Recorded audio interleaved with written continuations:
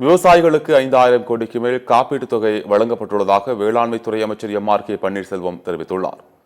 வேளாண்மை தனி நிதிநிலை அறிக்கை தொடர்பான கருத்து கேட்பு கூட்டம் சேலம் மாவட்ட ஆட்சியர் அலுவலகத்தில் நடைபெற்றது.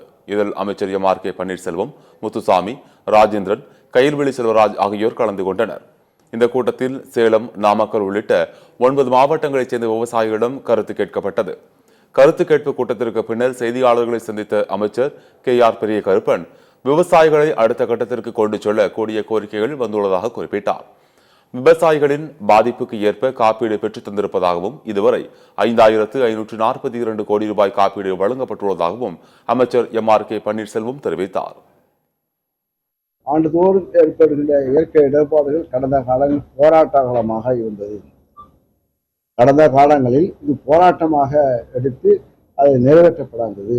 காப்பீடு முறையை இப்போ நாங்கள் நேரடியாக அரசு கவனம் செலுத்தி அதன் மூலமாக அந்த காப்பீடும் பெற்று 5,542 கோடி அளவுக்கு அதை பெற்றுக்